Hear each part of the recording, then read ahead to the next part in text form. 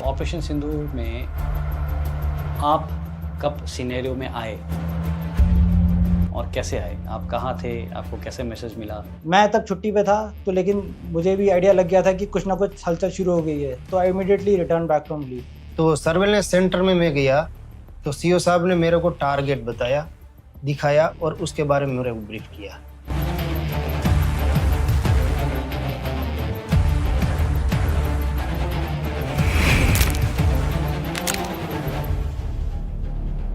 हमने सब जगह जाकर हमने देखा कि पहले तो कि अक्रॉस जो वेस्टर्न बॉर्डर्स हैं, हमारे जहाँ पर हम डिप्लॉय होने जा रहे थे लाइन ऑफ कंट्रोल के पास, कौन से ऐसे इंस्टॉलेशन से टारगेट कर सकते हैं। तो इनकी प्लानिंग अवधि चेंज चल रही थी सर, ये पूरी हायर की अवधि चेंज प्लानिंग कर रहा था।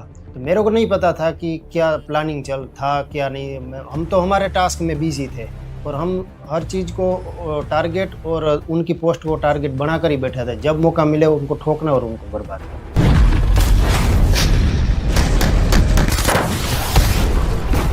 तो देवर 15 के अराउंड जो कैंप्स थे, टेररिस्ट कैंप्स या लॉन्च पैड्स आप बोल सकते हैं, वो पहले नॉमिनेट हुए या ईयरमार्क हुए। रात्रि के दौरान अंधेरे में वहाँ पे गए और फायरिंग पोजीशन हमने बढ़ाई। तो फायरिंग पोजीशन बनाने से पहले हमने वहाँ पे साइट वेपन साइट करने से पहले हमने ये प्लानिंग तय कर लिया था कि मौका मिलते ही इसको उड़ाना जरूर है। ये वाले बिल्डिंग्स है, ये बिल्कुल कंक्रीट की बनी हुई है, तो इस पे हम डिले फ्यूज यूज़ करेंगे। तो उसमें आप ये नहीं चाहेंगे कि लगते ही फट जाए, उसमें आप चाहेंगे कि फ्यूज थोड़ा सा डिले हो, पेनिट्रेट हो, उसके बाद फटे। मतलब वो कंक्रीट को पार करके और अंदर फटे ताकि आपका इफेक्ट मैक्सिमम हो।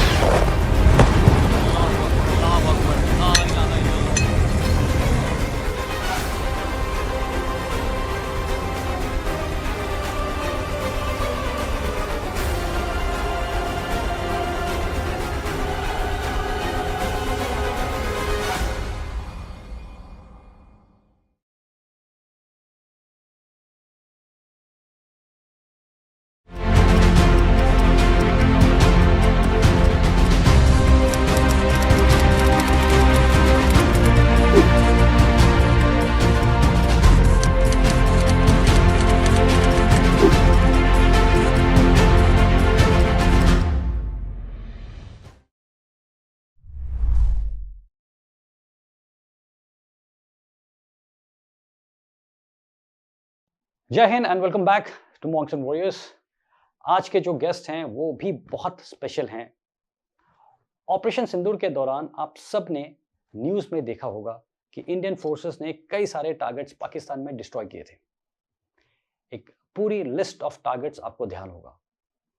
और यस, आज के जो गेस्ट हैं उन ऑफिसर्स में से एक हैं जिनकी टीम ने उन टारगेट्स में से कुछ को खुद न्यूट्रलाइज किया था अपनी टीम के साथ।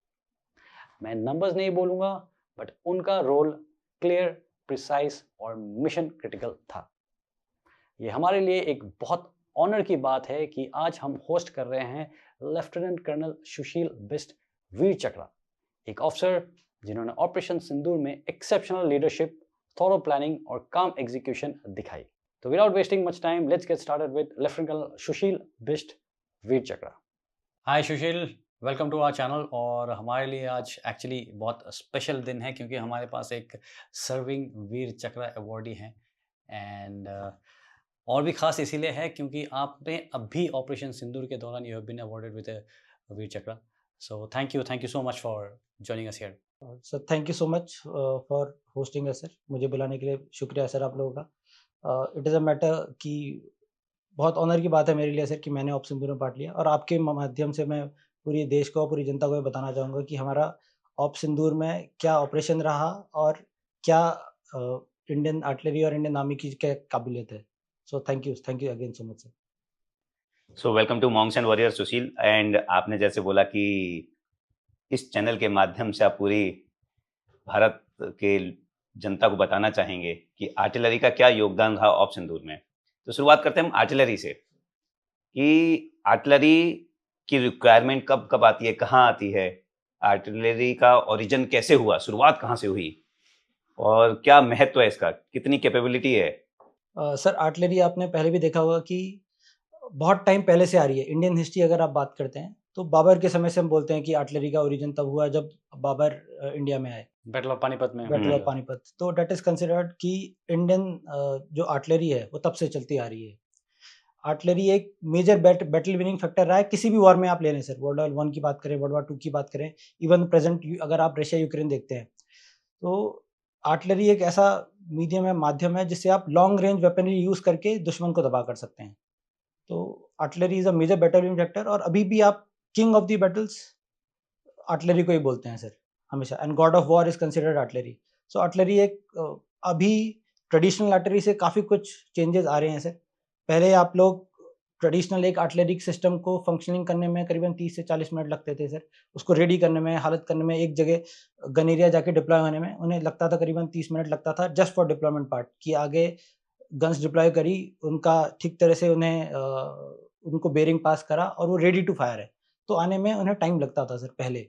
लेकिन अभी फिलहाल मॉडर्न सिस्टम्स ऐसे आ गए हैं कि सर आप गन एरिया गए, आपने गन्स को डिप्लॉय करा, within 2 minutes you are ready to fire, कि आप 2 मिनट के अंदर बिल्कुल फायर कर सकते हैं, क्योंकि अभी सिस्टम सारे ऑटोमेटेड हो गए हैं सर, एवरीथिंग इज ऑटोमेटेड।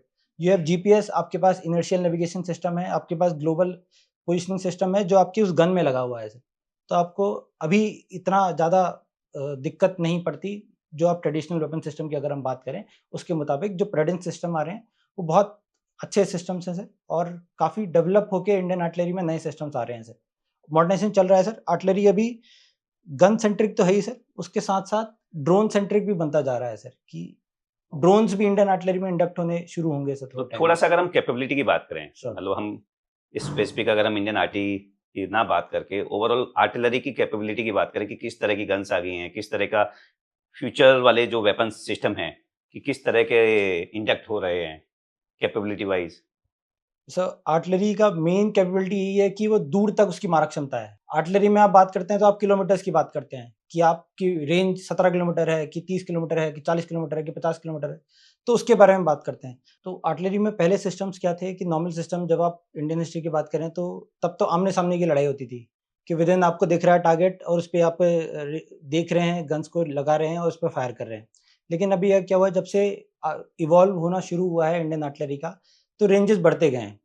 तो पहले क्या था कि जो हमारी फील्ड गन्स थी उनका रेंज 17 से 20 किलोमीटर के आसपास था, फिर आगे थोड़ा सा इंप्रूव होकर मीडियम गन्स आई, तो उनका रेंजेस भी धीरे धीरे depending on the ammunition system बढ़ता गया है, तो उनकी मारक क्षमता अभी 30 किलोमीटर, 40 किलोमीटर, मैक्सिमम 50 किलोमीटर तक भी हो गई है। तो अभी फिलहाल इंडियन आर्टिलरी इज कैपेबल कि जितने भी नए एम्यूनिशन या नए सिस्टम्स आ रहे हैं वो करीबन 50 से 60 किलोमीटर तक आराम से जो भी टारगेट है वो एंगेज कर सकते हैं, और कहीं भी दुश्मन के एरिया में कहीं भी हो तो आराम से वो जो भी एम्यूनिशन है या फिर जो भी हाई एक्सप्लोसिव राउंड है वो आराम से उस जगह पे जाके पहुंच सकते हैं। तो जो रॉकेट और मिसाइल यूनिट्स हैं वो भी आर्टिलरी के पार्ट हैं या वो अलग से हैं? रॉकेट्स एंड मिसाइल भी आर्टिलरी के साथ ही हैं। तो देयर आर, पहले गन यूनिट्स हैं एक पार्ट, दूसरे फिर रॉकेट्स और मिसाइल सिस्टम्स भी हैं। जैसे आपने कहीं कहीं ब्रह्मोस सुना होगा, तो ब्रह्मोस भी आर्टिलरी का तो ही वो पार्ट 26 है। जनवरी की परेड पे दिखाई भी देते जी हैं जी बिल्कुल, नए ब्रह्मोस मिसाइल सिस्टम ब्रह्मोस जितने जहीं आते भी हैं। आएंगे तो वो भी आर्टिलरी का पार्ट है। इसके साथ साथ आपने कहीं भी देखा होगा, जैसे नॉर्मल सिस्टम में आपने आरडी परेड या अमिडे परेड में भी देखा होगा पिनाका रॉकेट सिस्टम, तो वो भी एक आर्टिलरी का पार्ट है। Multi barrel rocket launcher sir multi barrel rocket launcher बोलते हैं उसे, एक ग्रैड है, वो रशियन ओरिजिन का है, लेकिन वो भी आर्टिलरी का पार्ट है।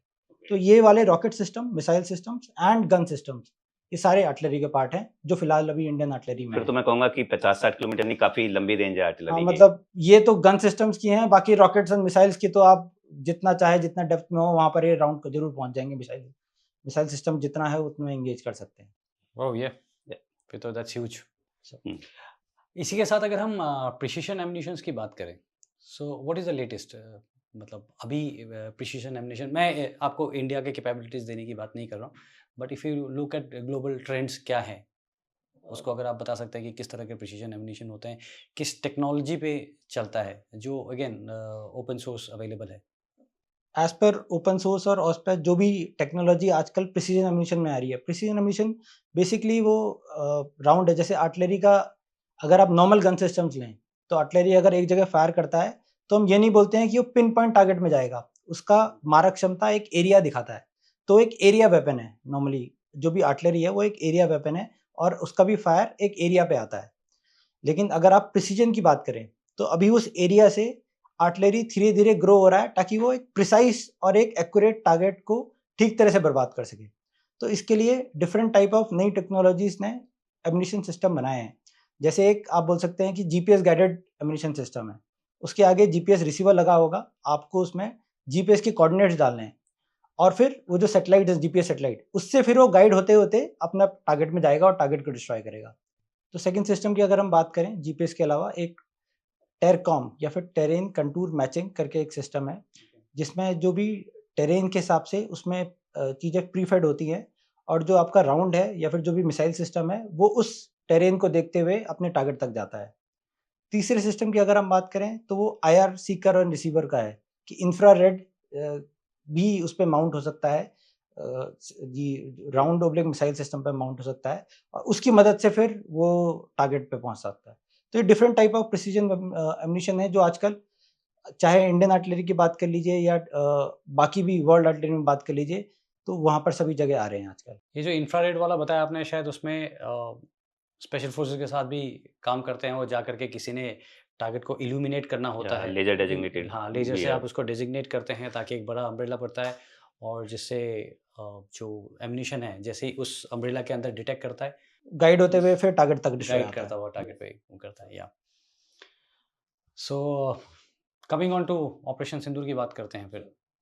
तो ऑपरेशन सिंदूर में आप कब सिनेरियो में आए और कैसे आए? आप कहाँ थे? आपको कैसे मैसेज मिला कि आप ऑलरेडी वहाँ डिप्लॉयड थे या आपको मूव कराया गया?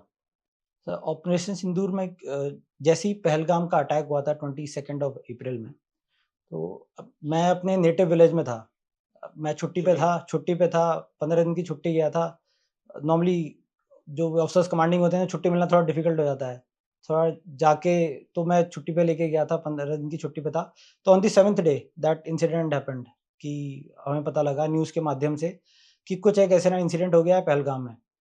तो मेरे दिमाग में बस यही ख्याल आया, क्योंकि हम इस जहाँ भी हैं वो एक स्पेशलाइज्ड यूनिट है, तो मुझे पता था कि हमारा कहीं न कहीं मूवमेंट कहीं न कहीं कुछ न कुछ ज़रूर आदेश हमारे लिए जाएगा। तो मैंने उसी समय न्यूज़ देखते ही अपने 2IC को फ़ोन किया, because that time he was there in charge. तो मैंने जाते ही उसे फ़ोन किया कि यार कुछ न कुछ आ सकता है, रेडी रहना, तुम लोग रेडी बैठना। तो वहाँ पर जहाँ पर यूनिट लोकेशन थी, वहाँ पर 2IC ने, मतलब उसने भी देख लिया था, उसको भी समझ में आ गया था कि हम एक स्पेशलाइज़्ड यूनिट हैं और कुछ ना कुछ आएगा। तो हमें इनिशियल प्रिपरेशन जो है वो हमारी किसी के आदेश दिए बिना मतलब शुरू हो चुकी थी। हमने अपने स्टोर ये मार्क करने ठीक कर लिए थे, देख लिया था कि गन की सर्विसिबिलिटी है कि नहीं है, मोबिलाइजेशन वाले स्टोर्स निकाल लिए थे, तो we were ready. Within 2 days orders आने शुरू हो गए। और आप लोग नॉर्दर्न कमांड में थे? नर्न कमांड में थे सर। कहीं नर्न कमांड एवार में थे। We are there in hinterland sir, we are not there on the line of control पे नहीं थे हम लोग। हिंटरलैंड मतलब पीछे थे? पीछे की तरफ थे हम लोग। तो लेकिन हम लाइन ऑफ कंट्रोल की तरफ नहीं थे, हिंटरलैंड कहीं पीछे की तरफ एक जगह पे थे। तो वहाँ पर फिर हमें 2 दिन बाद आदेश मिलने शुरू हो गए कि तुम जाओ अपनी रेकी शुरू कर दो। तो मेरा एक ऑफिसर था वहाँ पर। एक बार कॉन्टेक्स्ट के लिए, आप एक स्पेशलाइज्ड यूनिट कमांड कर रहे थे, आप सीओ हैं वहाँ के जी। गर्व की बात है as a lieutenant colonel command करना, it's a good thing. It is a matter of honour for me also to command a specialised unit, क्योंकि बहुत कम मौका मिलता है कि आप लेफ्टिनेंट कर्नल में भी कमांड कर रहे हो और आप मतलब सीख पा रहे हो, आप भी सीखते हो, कुछ आपका कुछ एक्सपीरियंस होता है, कुछ बंदों का कुछ एक्सपीरियंस होता है, तो आप उन लोगों से ज़रूर सीखते हो। इससे पहले हम लोग कहीं सेंट्रल कमांड में एक जगह पे थे, तो वहाँ हम उस लोकेशन में, मतलब वो भी एक हिली एरिया ही था अकिन टू जहाँ पर अभी प्रेजेंटली हैं, लेकिन उस समय भी हम 33 ईयर्स वहीं रहे, क्योंकि कोई रिलीवर नहीं है हमारा। तो we were there in that particular location और उसी टाइम पर काफ़ी टाइम तक वहीं रहे। तो लोग बोलते हैं कि हमने वहाँ ज़मीन भी खरीद ली है। मैंने कहा ठीक है, खरीद लिया। नहीं, मैं तो नहीं था सर, क्योंकि ऑफिसर्स नॉर्मली अदला बदली हो जाते हैं सर, ऑफिसर्स नए नए आते हैं, लेकिन बंदे और जो जवान हैं, मैन हैं, वो यूनिट के ही हैं सर। मतलब स्टार्टिंग भर्ती के बाद भी वहीं आते हैं और रिटायर भी वहीं से होते हैं सर। ऑफिसर्स इधर उधर कमीशन, मतलब इसमें कोई कमीशन नहीं होता है, लेकिन काफ़ी लोगों ने ज़मीन खरीद के रख ली थी वहाँ पर, क्योंकि कहीं जाना नहीं था, कोई रिलीवर नहीं था उनका। तो लेकिन we are kind of a unique, kind of a, नाम भी हमने यूनिक ही रखा हुआ है सर। अपना नाम जो शॉर्ट नेम हम बताते हैं, हम यूनिक मीडियम बोलते हैं अपने आप को सर। अच्छा सर, तो हमने नाम भी वैसे ही रखा है सर अपनी यूनिट का। तो व्यूअर्स अभी तक गेस कर चुके होंगे कि हम एक स्पेशलाइज्ड यूनिट की बात कर रहे हैं और इसके लिए बड़ी सारी चीज़ें क्लासिफाइड Yes. होंगी। तो हम ओपनली नहीं कर पाएंगे। हमारा फोकस होगा मेन स्टोरीज के ऊपर, स्टोरीज ऑफ सैक्रिफाइस एंड जो आप लोगों ने किया है, rather than the main equipment. Yeah, so please go ahead. So within 2 days हमारा रेकी पार्टी जो था वो मूव करना शुरू हो गया था। तो एक ऑफिसर के अंदर एक मेजर रैंक ऑफिसर था, उसके अंडर हमारी इनिशियल रेकी पार्टी निकल गई थी towards the line of control. जहाँ भी हमारा डिप्लॉयमेंट आना था या जो भी हमारे सपोज्ड एरिया थे जहाँ भी हम डिप्लॉयमेंट कर सकते थे, वहाँ के लिए एक recce party under a major rank officer निकल चुके थे। मैं तब छुट्टी पे था, तो लेकिन मुझे भी आइडिया लग गया था कि कुछ ना कुछ हलचल शुरू हो गई है, तो I immediately return back from leave. तो मैं जिस दिन वापस लौटा तो सारे पूरे हायर की अवधि कम चेन ऑफ कमांड जितने लोग हैं ऊपर सीनियर, सबका कॉल आया कि are you ready to move, और कैपेबिलिटी क्या है, तुम रेडी हो, सब कुछ ठीक ठाक है। मैंने बोला कि sir we are ready to go, बस आपका आदेश चाहिए और वी आर रेडी, और हम बिल्कुल जहाँ भी आप बताएंगे विल एंगेज देम। तो वी वर रेडी। मैं जिस दिन पहुंचा उसी रात को हमारा मोबिलाइजेशन शुरू हो गया। तो मतलब this was with in 4-5 days of that incident which had happened. तो बहुत कम ड्यूरेशन थी, बहुत जल्दी ये चीज़ें हरकतें शुरू हो गई थी और इमीडिएटली हम लोग मूव कर गए थे। 4-5 दिन की जितना हमें टाइम मिल पाया था, तो हमने जितना भी काम कर पाया या जितना भी इक्विपमेंट सर्विसिबिलिटी या जितने बाद भी इक्विपमेंट का वो कर पाए थे वो हमने किया था। मेन प्रॉब्लम क्या आई थी, लास्ट टाइम जब हम एक बार प्रैक्टिस कैंप के लिए गए थे, 1 साल पहले की बात बता रहा हूँ मैं आपको, तो उस समय मेरी जो मुझे लगा था प्रैक्टिस कैंप के लिए, हम एक हाई एल्टीट्यूड वाला फायरिंग रेंज है वहाँ जाके हमने फायरिंग करी थी। तो उसमें मेरी जो मेन कैपेबिलिटी मेरे लिए आई थी, मेरे पास ड्राइवर्स कम थे, क्योंकि मेरे पास आर्टिलरी जो भी यूनिट है वो एक व्हीकल इंटेंसिव यूनिट होती है कि अगर आप आर्टिलरी को मूव करना है एक यूनिट को, तो उसकी गन्स जाएंगी साथ में, उसका एम्यूनिशन जाएगा, उसकी कमांड पोस्ट जाएगी, तो बहुत सारी व्हीकल्स एक साथ चलती हैं, एक साथ जाती हैं। गन को कैरी करने के लिए गाड़ी, एम्यूनिशन को कैरी करने के लिए गाड़ी, कमांड पोस्ट की गाड़ियाँ, रेकी व्हीकल्स, तो बहुत सारी गाड़ियाँ हैं जो उसका पार्ट होती हैं। और इनफैक्ट एम्यूनिशन की बड़ी सारी गाड़ियां जाती हैं एम्यूनिशन का, क्योंकि राउंड्स बहुत बड़े हैं, मारक क्षमता बहुत ज़्यादा है, TNT कंटेंट बहुत ज़्यादा है, और दिन रात फायर चल रहा होता है, अलग अलग टारगेट पे फायर चल रहा होता है। तो इसलिए बहुत सारी गाड़ियां, बहुत सारा मूवमेंट, कॉन्वॉय, लार्ज कॉन्वॉय बन जाता है मूवमेंट करने के लिए। और एक चीज़, गाड़ियां चलाना, स्पेशली टो करना जब आपके या जो वेपन वाले हैं वो आसान नहीं है, अलग साइज होते हैं उनके और काफ़ी रिस्की चीज़ है। इसलिए मेरा मेन एम ये था, जब मैं प्रैक्टिस कैंप के वापस आया तो मेरे उस समय ड्राइवरों की कमी मुझे लगी, तो मेरा प्लान था कि अगले 1 साल में मेरे पास अभी तक 20 अग्निवीर हैं, तो उनमें से मुझे आधे अग्निवीर कम से कम ऐसे करने हैं, उनकी कैपेबिलिटी ऐसे बनानी है कि वो लोग हिल ड्राइविंग में बिल्कुल अच्छी तरह से ट्रेन हो जाए। तो मैंने उनको काफ़ी ट्रेनिंग कराया, जितना भी हो सकता था उन्हें अपॉर्चुनिटी दी, उन्हें जो भी गाड़ियाँ लेकर आपस में कहीं जाना, आसपास कहीं मूव करना, तो सब जगह जितना हो सकता था उतनी जगह उन्हें ट्रेन करा। इसका हेल्प मुझे मिला ड्यूरिंग ऑपरेशन सिंदूर। तो उस समय क्या हुआ कि मोस्ट ऑफ द गाड़ियाँ, सारे जो 10 के 10 अग्निवीर थे वो बिल्कुल ट्रेंड थे प्रोफेशनली। आप ले लो QRT वाली गाड़ी ले लो, आप स्पेयर वाली जो फील्ड आर्टिलरी ट्रैक्टर या स्पेयर FATs बोलते हैं वो ले लीजिए, एम्यूनिशन गाड़ियाँ ले लीजिए, वो अग्निवीर चला रहे थे।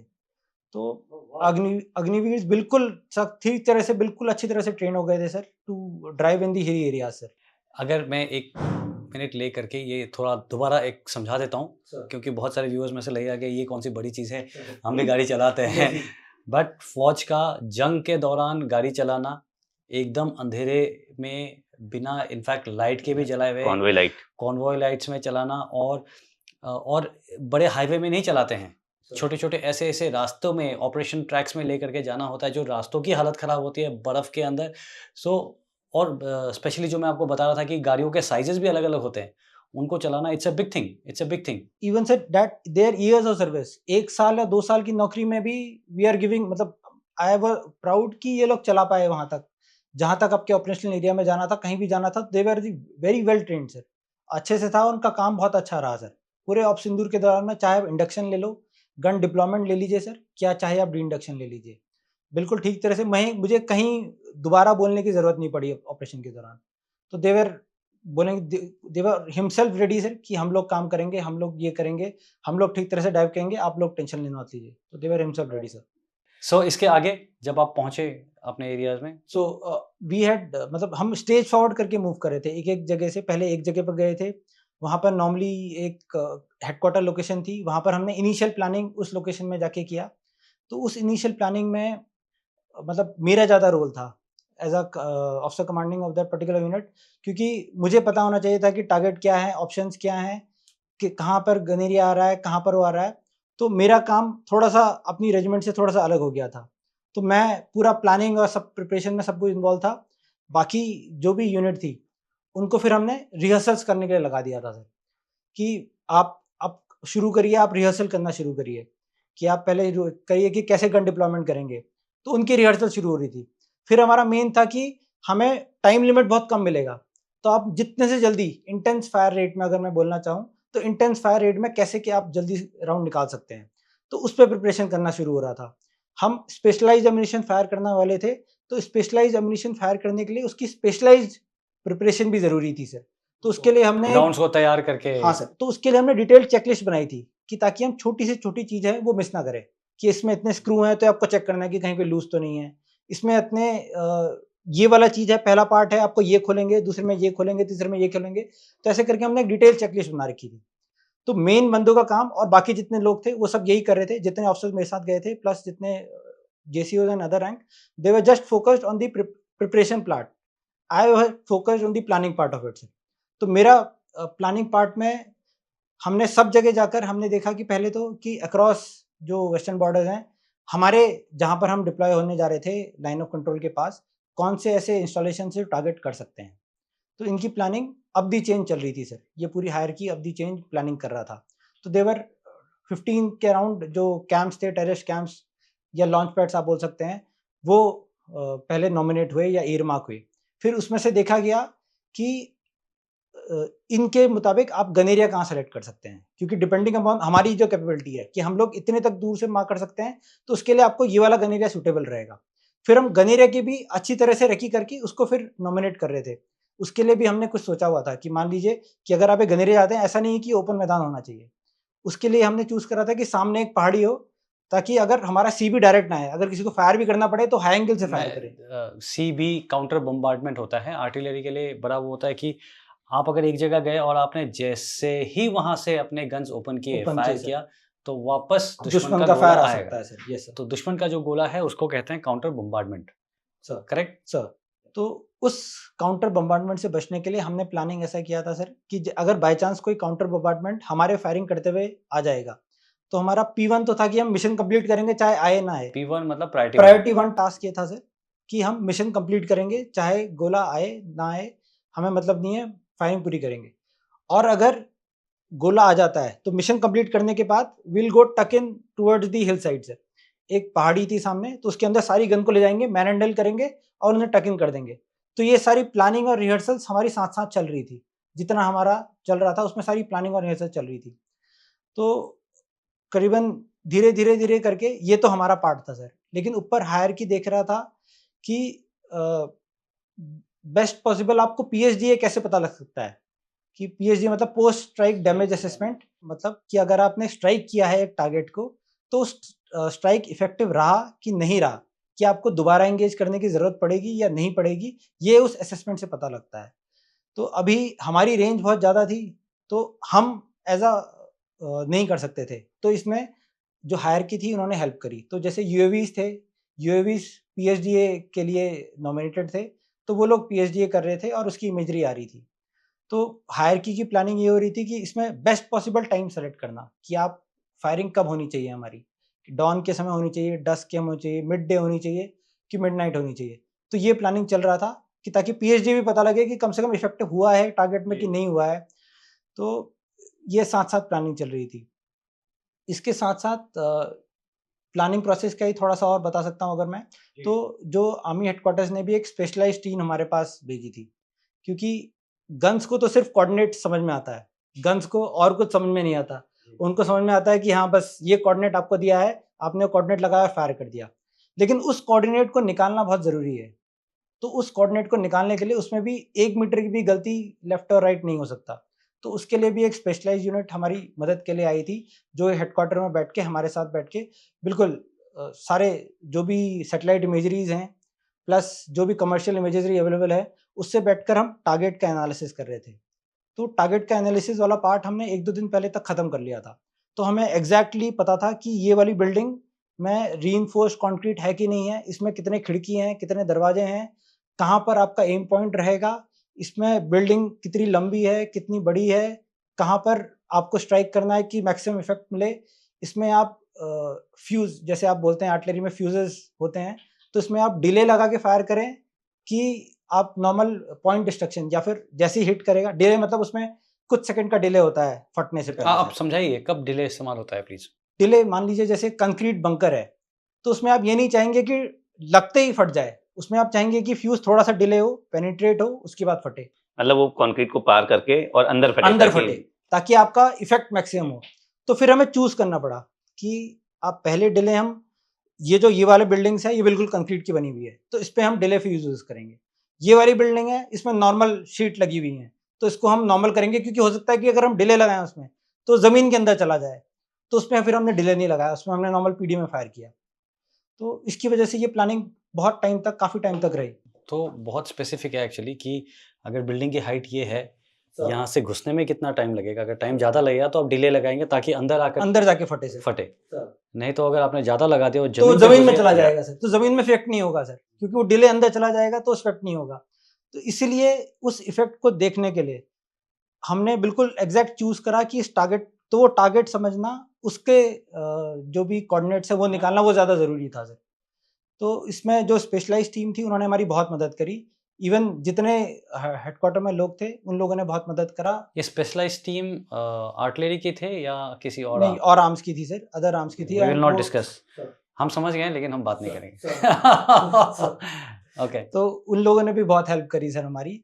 तो they were the ones who were taking out the coordinates sir, और हमें मतलब हम उस पे निकाल के, फिर मैं हेडक्वार्टर से हट गया सर, फिर मैं अपने लोगों के पास था जहाँ पर ये हो रहा था। तो from that particular location I went, अपने बंदों के साथ था, फिर वहाँ उनकी ट्रेनिंग मॉनिटर करना, फिर वो मेरी जिम्मेदारी हो गई। फिर उसके बाद से फिर मैंने उनको समझाना पड़ा, उनको मैंने लास्ट मोमेंट तक नहीं बताया था कि हमारा क्या रोल है। रोल तो मैंने उन्हें बता दिया था कि आपका जो भी होगा वो आपकी रेजिमेंट हिस्ट्री में लिखने वाला रोल आप करोगे, कि आपका नाम अभी सबकी हिस्ट्री में दर्ज हो जाएगा। तो ये तो मैंने उनको बता दिया था, लेकिन मैंने उनको ये नहीं बताया कि आपके टारगेट्स क्या हैं, ये उनको लास्ट मोमेंट तक नहीं बताया। ये मैंने अगले दिन बताया जब सोशल मीडिया में सारे टारगेट्स वायरल हुए, उसके बाद मैंने बताया कि ये वाला टारगेट तुम्हारा था। तो ये जो सोशल मीडिया में फेमस सारे फोटोग्राफ्स आए थे उनमें से आपके वाले टारगेट्स उसमें भी, हाँ, उसमें से हमारे वाले टारगेट्स भी हैं सर। तो सोशल मीडिया में अगले दिन मैंने उनको बताया कि देखो ये वाले टारगेट था, और तुम्हारा गोला जिस वाले टारगेट में लगा है एग्जैक्ट बिल्कुल अच्छी तरह से दिखाई दे रहा है। तो मतलब they had well appreciated it कि उन्होंने जो काम किया जो उस समय तक था, तो वो कैसा रहा सर। अगर मैं आपको बताना चाहूँ सर, एक मुझे जब ऑर्डर मिला था फायर का, तो मुझे 2 घंटे पहले ही मुझे भी इन्फो हुआ था कि आपको अब फायर करना है, क्योंकि ये प्लानिंग ऊपर हायरकी लेवल से हो रहा था। और अक्रॉस द वेस्टर्न फ्रंट एक टीओटी, जिसको आप बोलते हैं टाइम ऑन टारगेट सर, वो मिला हुआ था। तो टीओटी अक्रॉस द फ्रंटेज एक ही टाइम था, तो 0105 वाज द टीओटी टाइम, और हमारा ऑपरेशन चला 0105 से 0130 तक। तो एग्जैक्ट 25 मिनट का वो ऑपरेशन था, लेकिन उसके लिए प्लानिंग हम लास्ट के पता नहीं कितने दिनों से कर रहे थे सर। तो एग्जैक्ट 25 मिनट में जितना हमारी कैपेबिलिटी थी, जितना हमने ट्रेनिंग करी थी, सब उसमें दिखा दिया। लगभग कितने राउंड फायर किया आपने 25 मिनट में? वो तो सर थोड़ा सा वैसे हो जाता है, क्लासिफाइड नेचर में है, तो इसलिए अभी फिलहाल तो नहीं बता पाऊंगा। बट ये बताइए 25 मिनट आपका गन एरिया में पहुंचने के बाद, डिप्लॉय होने के बाद, या उससे पहले से 25 मिनट शुरू हो रहा था? नहीं, डिप्लॉय होने से मतलब हम डिप्लॉयड थे सर उस समय। मैंने बंदों को प्रेशर नहीं देने के लिए मैंने बस बताया था कि आज कमांडर साहब आ रहे हैं चेक करने के लिए, कि देख लेना कि कमांडर साहब आएंगे, ऐसा ना हो रिहर्सल है, तो बिल्कुल प्रॉपर टाइप रिहर्सल रहेगी। सारा जो भी आप सिखलाई के दौरान करना चाह रहे हो, एक्चुअल ऑपरेशन में जैसा करोगे वैसा करोगे। तो सारे एम्युनिशन हमने वैसे ही कैरी किया था सर अपने साथ, कि ये सिखलाई की हालत में है, और बिल्कुल कमांडर साहब आके चेक करेंगे हर एक जगह पर। उनको फिर मैंने करीबन 1 घंटा पहले जब हम डिप्लॉय हो गए, सब कुछ रेडी हालत में हो गए, तब मैंने उनको अलग से आकर ब्रीफ करा कि नहीं, ये एक्चुअल ऑपरेशन है, और अगले 1 घंटे में तुम फायर करने वाले हो, और तुम्हारा ये फायर पहले साथ होगा। तो उस रात, 7 की रात को, we were the first ones, among the first ones, क्योंकि ऑल अक्रॉस खुला था सर, तो among the first ones we were the ones to fire on 7th of May 0105 से 0130। तो जैसे ही 0130 को ऑपरेशन खत्म हुआ, हमने बिल्कुल इंटेंस रेट में गोले निकाले, क्योंकि मेन हमारा जो एक ख्याल आ रहा था बैक ऑफ द माइंड कि हो सकता है कि एनिमी का सीबी आ जाए और हमें बीच में ऑपरेशन शायद रोकना पड़े, लेकिन हमारा मेन उद्देश्य ये था कि अपने टारगेट को पूरा डिस्ट्रॉय करके अपना एम पूरा हासिल करके उसके बाद निकलेंगे। लेकिन लकीली हमारे साथ ये कुछ नहीं हुआ। हमने ठीक तरह से ऑपरेशन किया, 0130 तक पूरा जितना फायर था उतना सारा किया। तो उनका फायर उसके बाद आया। उसके बाद आना शुरू हुआ। नॉर्मली सीबी तो बहुत जल्दी आ जाता है। नॉर्मली जल्दी आ जाता है सर, लेकिन आई थिंक उस समय तक सीबी नहीं आया था सर। वी वर देयर, क्योंकि हमारा जो आरबी पॉइंट था और जो हमारी हाइट की लोकेशन थी, वो जो गन एरिया सेलेक्ट हमने जो किया था, बिल्कुल नया होगा, कभी उन्होंने मूवमेंट नहीं देखा होगा। उसकी रेकी वगैरह आप लोगों ने काफी अच्छे से की होगी, तक किसने डिटेक्ट नहीं किया होगा। यस सर, रेकी हमने क्योंकि बिल्कुल प्लान तरीके से करी थी सर। उसको हमने मेन जो उद्देश्य था वो सरप्राइज हासिल करना भी था, ताकि लोकल पॉपुलेशन, कोई हो सकता है कि कोई सिंपैथाइजर होगा, पता पक्का होगा, तो किसी को पता ना चले कि कोई ऐसा भी, क्योंकि हमारा इक्विपमेंट भी मतलब अलग टाइप का है, स्पेशलाइज्ड यूनिट है, अलग टाइप का है। उस एरिया में कहीं नहीं था, कभी भी इक्विपमेंट वो आया नहीं है। तो इक्विपमेंट अचानक से आ जाएगा, उसके लोग आसपास रेकी करना शुरू करेंगे अगर हम नॉर्मल उसमें जाते तो हम लोगों ने ऐसी रेकी कर ली थी कि हम लोगों को पता था कि ये इक्विपमेंट गाड़ी इधर से आएगी, इस रूट से चलते हुए आएगी, ये प्लेटफॉर्म इस गन का होगा, नंबर 1 गन का ये प्लेटफॉर्म, 2 गन का ये प्लेटफॉर्म, 3 गन का करके हमने सारे जितने गन प्लेटफॉर्म पॉसिबल थे वो हमने ठीक तरह से नॉमिनेट करके रखे थे। इवन जो भी गन का सीनियर मोस्ट एनसीओ होता है उसको गनर नंबर 1 बोलते हैं सर। तो हर एक गन का एक गनर नंबर 1 था। उनको हम ऑन ग्राउंड पैदल चल के लेके गए थे। उनको हमने दिखाया था कि आपको पूरा रूट देख के आना है, कि जैसे आपका मेन ट्रैक से ऑफ द ट्रैक अगर आप जाएंगे तो आप पैदल चल के गन एरिया गए थे। तो उनको ये भी पता था कि यहाँ पर बड़ा पत्थर आएगा तो आपको इस गन से ठीक तरह से मूव करना है उस एफएटी के साथ, क्योंकि आपकी एक फील्ड आर्टिलरी ट्रैक्टर है, उसके पीछे आपकी गन लगी हुई है। तो आपका गन कैसे टर्न कर रहा है, कैसे जा रहा है, वो बिल्कुल ठीक तरह से पता होना चाहिए। तो इसके लिए हमने पूरा रूट बाय फुट रेकी किया था वहां तक, गन एरिया तक। इवन जो गन प्लेटफॉर्म्स थे उसे भी बिल्कुल अच्छी तरह से नॉमिनेट करके और देखकर ठीक तरह से प्रिपेयर करके आए थे सर हम लोग। तो ये जो भी प्रिपरेशन हमने पहले करी फायरिंग से, वो उसने हमारी काफी मदद करी सर लास्ट में फायरिंग के दौरान। तभी काउंटर बम्बार्डमेंट इतना देर से आया नहीं आया। Yes sir, yes sir, yes sir. या और जब आया काउंटर बम्बार्डमेंट तब कैसा आया? Counter bombardment I can say sir, मतलब मेरा तो पहला अनुभव था काउंटर बम्बार्डमेंट का। इससे पहले मैंने अनुभव नहीं किया था। मेरी यूनिट के कुछ लोगों ने पहले भी सीज फायर वायलेशन के दौरान पार्टिसिपेट किया था, तो उन लोगों का कुछ कुछ अनुभव था, सिलेक्टेड लोगों का। लेकिन मेजॉरिटी ऑफ द यूनिट को पता नहीं था कि सीज फायर कैसे होता है या फिर सीज फायर वायलेशन में कैसा इफेक्ट या कैसा आता है। तो मेरा भी ये पहली बार अनुभव था। तो मैं आपको बता सकता हूँ कि जैसे ये बिल्डिंग है, पूरा कमरा वो हो रहा था, थर्रा रहा था, तो आवाज़ ऐसी आ रही थी और अगल बगल ही राउंड गिर रहे थे। तो इवन एक इंसिडेंट अगर मैं शेयर करना चाहूँ आपके साथ, तो उस समय कैसा हुआ कि हम लोग सेफली आ गए थे। हमने गनों को ठीक तरह से हाइड में लगा दिया था, एक जगह पर ठीक तरह से बिल्कुल सब लोग सेट हो गए थे। लेकिन हमें ग्राउंड प्रोटेक्शन रखने के लिए कुछ एक बंदे छोड़ने पड़ते हैं फॉर ड्यूटी, ताकि वो ग्राउंड अटैक से हमारी जो स्पेशलाइज्ड इक्विपमेंट है उसको बचाव कर सके। तो उसमें एक अग्निवीर भी था। तो उस अग्निवीर और एक गार्ड कमांडर, यही जो चल रहा था, सीबी आना शुरू हो गया उसके बाद। तो अभी सीबी क्या हुआ, जो नॉर्मल जो हाइट लोकेशन थी उसके अराउंड 500-400 मीटर्स गिर रहा था। लेकिन धीरे धीरे धीरे ऐसा हुआ कि ऐसा लग रहा था कि कोई बैठ के करेक्शन दे रहा है। तो सीबी और पास होना शुरू हो गया कि 400, 500 से 300, 200 तक सीबी आ रहा था। तो उस गार्ड कमांडर ने बोला कि यार जल्दी जा, तू चले जा ओवरहेड प्रोटेक्शन के अंदर चले जा और वहां जाके सेफ हो जाएगा। तो उस बंदे का डेडिकेशन, उस अग्निवीर का डेडिकेशन इतना था, उसने बोला कि नहीं, मैं अपनी गन और अपनी ड्यूटी छोड़ के कहीं नहीं जाऊंगा। तो he was there on ground, he was there and he was the one who was securing the from the ground threat. तो it is kind of a incident which inspires us also कि ऐसे भी लोग हैं हमारे पास। हाँ बिल्कुल, नया लड़का 1 साल नया लड़का 1 साल की सर्विस हुई है, वो भी ऐसा इंस्पायर कर रहा है। आप ये बताइए कि जब लड़ाई होती है, जब फौज लड़ाई के लिए जा रही है, तो बहुत सारी चीजें चाहिए होती हैं, बड़े सारे लोग इन्वॉल्व होते हैं। एंड ये वाला जो आपका ऑपरेशन हुआ, ऑपरेशन सिंदूर, काफी कम टाइम में हुआ, तो बड़ी सारी कोऑर्डिनेशन की जरूरत रही होगी, बड़ी सारी। तो किस तरह की हेल्प आपको, मतलब क्या चीजें तुरंत हो गई, प्लानिंग कैसे रही, कोऑर्डिनेशन कैसा रहा? बिकॉज बहुत सारे लोग इन्वॉल्व होते हैं। सर सिंदूर के समय हमें मोबिलाइजेशन करने बहुत शॉर्ट नोटिस इंटरवल में मिला था। तो जितनी सारी चीज़ें हमारे पास अवेलेबल थी वो तो हम अपने साथ लेके गए हुए थे। लेकिन कुछ एक ऐसे क्रिटिकल स्पेयर्स थे जो हम उस समय अचानक से नहीं ले पाए, या फिर अपने जो एफिलेटेड ऑर्डिनेंस डिपो से वो नहीं ले पाए थे। तो इसके लिए मैंने अप दी चेन हायरकी को इन्फॉर्म किया कि सर हमारे पास अगर ये वाला क्रिटिकल एसेस अगर आप टाइमली या जल्दी पहुंचा दीजिए हमारे पास, तो थोड़ा सा हमारा जो मिशन है वो ठीक तरह से और फोकस तरीके से और हो पाएगा।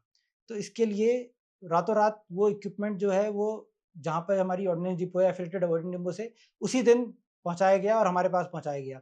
तो इस वाले इक्विपमेंट ने और जितने सारे हायरकी ने हमें बहुत मदद करा। तो ये कैसे आया, मतलब कोई बंदा स्पेशली लेकर आया या? ये सर वहाँ से एक बंदा उनका डायरेक्टली उड़ा, मेरा एक बंदा गया दिल्ली जहाज से? जहाज से, यस सर, उसी रात को जहाज से उड़ा, दिल्ली पहुंचा। दिल्ली में मेरा बंदा पहले से मौजूद था क्योंकि मैंने भी उन्हें निकाल रखा था। वहां से वो कलेक्ट करके जहां पर हम लोग डिप्लॉयड थे along the line of control वहां पहुंचा पाए।